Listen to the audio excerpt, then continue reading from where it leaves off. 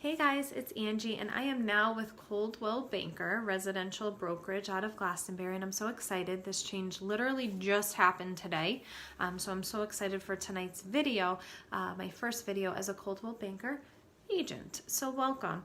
Tonight's video is really geared towards people who are interested in purchasing real estate over the course of the next year, but who aren't quite ready yet, and that's okay because the right time is different for everybody.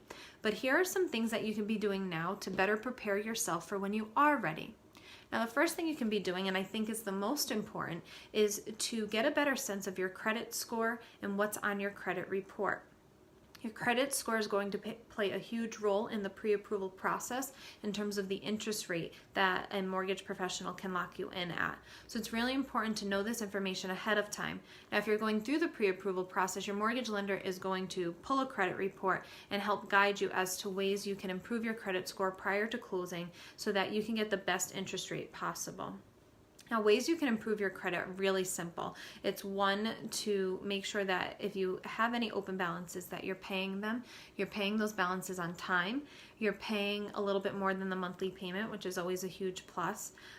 But two, during this time, you're also going to want to review that credit report in detail and make sure there aren't any discrepancies. And if there are they discrepancies that you can easily remove to help boost your credit score? So that's so important.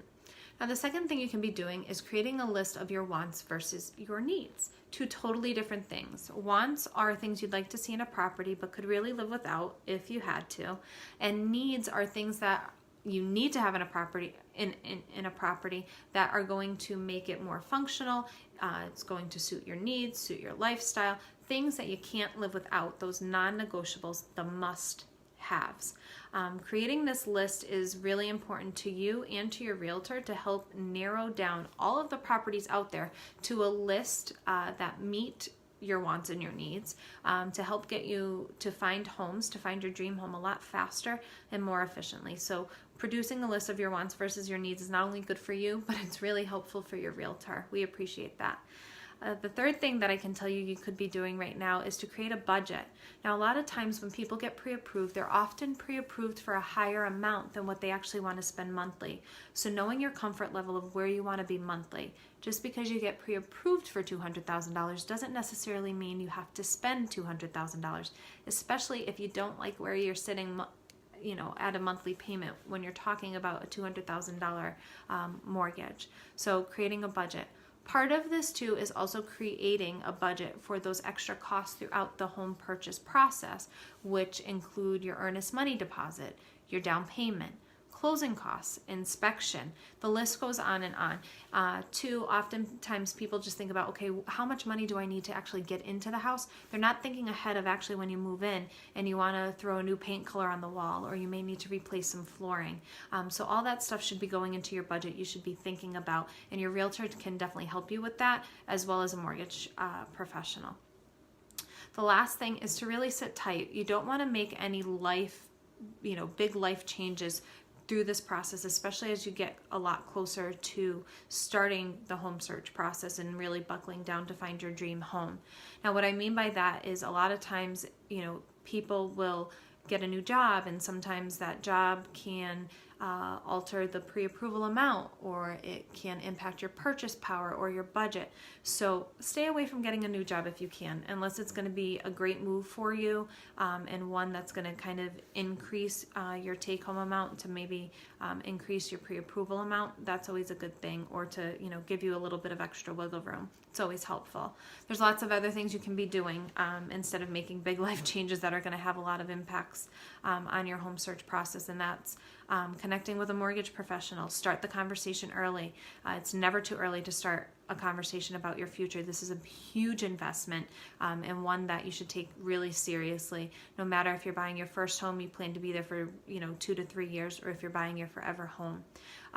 Go visit homes. Get out there. The best way to find what you're looking for is to see as many homes as possible, and you can do this by visiting open houses. They're open to the public. They're published. Get out there. Check houses out. You'll never know what you find. What you think you might like may actually be what you hate the most. So visit open houses. And I always tell people, drive through different neighborhoods, see where you'd like to live, see what the neighborhood offers.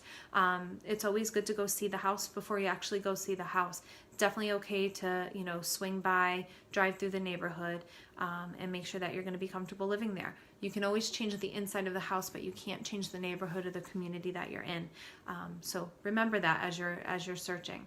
And lastly, a bonus tip, if you will, is right now, if you're thinking about buying real estate, connect with a realtor like myself. We're going to be able to help guide you, give you information, resources, put you in contact with great mortgage professionals to kind of help pull this all together for you. This isn't, you know, a one-man show. It's really a team effort to get a buyer from home search stage to closing and thereafter. So connect with a realtor. So that's pretty much it. Those are good things that you can be doing now if you're not ready to, you know, quite ready to go search for homes. So if you thought this information was helpful, give this video a thumbs up. If you're not in the market to buy, but you know somebody who is, share this video with them if you think it'll be helpful to them. And lastly, if you have any questions, drop a comment below. I'll be sure to respond. And of course, if you have any ideas on what content or topic you'd like me to cover next, feel free to drop that in the comment section below as well. I'll be watching and happy to cover any topics that you'd like. So thanks for watching. Video 2 is wrapped up, and I will see you all next week. Thanks so much. Take care.